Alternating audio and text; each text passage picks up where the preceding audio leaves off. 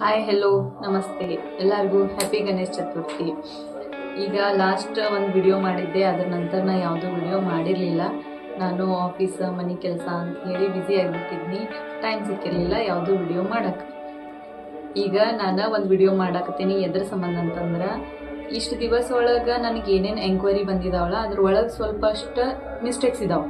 ಅವ್ರಿಗೆ ವಿಡ್ರಾ ಮಾಡೋಕ್ಕೆ ಪ್ರಾಬ್ಲಮ್ ಆಗಿತ್ತು. ಹಾಗಾಗಿ ಆ ಮಿಸ್ಟೇಕ್ಸ್ಗಳು ಏನು, ನೀವು ಯಾವುದೂ ಅದು ಮಿಸ್ಟೇಕ್ ಮಾಡಬಾರ್ದು ಅಂಥೇಳಿ ಈ ವಿಡಿಯೋನ ಮಾಡತ್ತೈತಿ.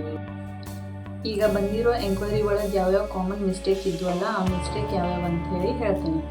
ಒಂದು, ಅವ್ರದ್ದು UN ಆ್ಯಕ್ಟಿವೇಶನ್ ಇರೋದಿಲ್ಲ. UN ಆ್ಯಕ್ಟಿವೇಟ್ ಇತ್ತು ಅಂದರೆ KYC ಲಿಂಕ್ ಇರೋದಿಲ್ಲ. KYC ಲಿಂಕ್ ಮಾಡ್ಕೊಂಡಿರ್ತಾರೆ, ಆದ್ರೆ ಒಂದು UN ನಂಬರ ಒಬ್ಬರ ಎಂಪ್ಲಾಯಿ ಬೇರೆ ಬೇರೆ ಕಡೆ ಕೆಲಸ ಮಾಡಿರ್ತಾರೆ. ಬೇರೆ ಕಡೆ ಕೆಲಸ ಮಾಡಿರೋದ್ರಿಂದ ಹಳೆವೆಲ್ಲ ಕಾಂಟ್ರಿಬ್ಯೂಷನ್ ಅದ್ರೊಳಗೆ ಉಳ್ಕೊಂಡಿರ್ತಾವೆ, ಟ್ರಾನ್ಸ್ಫರ್ ಆಗಿರೋದಿಲ್ಲ. ನೀವು ಹಳೇದನ್ನು ಟ್ರಾನ್ಸ್ಫರ್ ಮಾಡ್ಕೊಳ್ಳೋದು ಪ್ರೆಸೆಂಟ್ ಇರೋ ಅಕೌಂಟನ್ನ ಫುಲ್ ವಿಡ್ರಾ ಹಾಕಿರ್ತೀರಿ ಫಾರ್ಮ್ 1910C. ಅದರಿಂದ ಹಳೆವೆಲ್ಲ ಅಮೌಂಟ್ ಅಲ್ಲೇ ಸ್ಟಕ್ ಆಗಿಬಿಡ್ತಾವೆ. ಆಮೇಲೆ ನೀವು ವಿಡ್ರಾ ಹಾಕಕ್ಕೆ ಹೋದ್ರಿ ಅಂದರೆ ಬರೋದಿಲ್ಲ.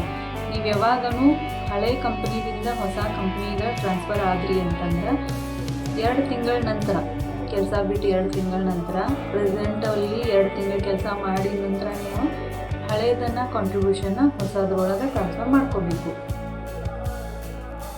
ಹಳೆ ಕಾಂಟ್ರಿಬ್ಯೂಷನ್ನ ಹೊಸ ಕಂಪನಿಗೆ ಟ್ರಾನ್ಸ್ಫರ್ ಆದಮೇಲೆ ನೀವು ಫುಲ್ ವಿಡ್ರಾ ಮಾಡ್ಕೊಳ್ಳೋಕೆ ಬರ್ತದೆ. ಅಂತಿರೋ ಅಕೌಂಟನ್ನು ನೀವು ವಿಡ್ರಾ ಮಾಡಿಕೊಂಡು ಅದರ ನಂತರ ನೀವು ಪ್ರೀವಿಯಸ್ ಅಕೌಂಟನ್ನು ಟ್ರಾನ್ಸ್ಫರ್ ಹಾಕಿಬಿಡ್ತೀರಿ. ಆವಾಗ ಅದು ಟ್ರಾನ್ಸ್ಫರ್ ಹಾಕಿದ ಅಮೌಂಟ್ ನೀವು ವಿಡ್ರಾ ಮಾಡೋಕ್ಕೆ ಬರೋಂಗಿಲ್ಲ. ಯಾಕಂದರೆ ಆಲ್ರೆಡಿ ಸೆಟಲ್ಡ್ ಅಂತ ಹೇಳಿ ಅಲ್ಲಿ ರಿಜೆಕ್ಷನ್ ರೀಸನ್ ಕೊಡ್ತಾರೆ ಅವರು. ನೀವು ಎಷ್ಟು ಸಲ ಅದನ್ನು ಟ್ರೈ ಮಾಡಿದ್ರೂ ಕೂಡ ಟ್ರಾನ್ಸ್ಫರ್ ಕೂಡ ಆಗೋದಿಲ್ಲ, ಆಮೇಲೆ ವಿಡ್ರಾನೂ ಆಗೋದಿಲ್ಲ.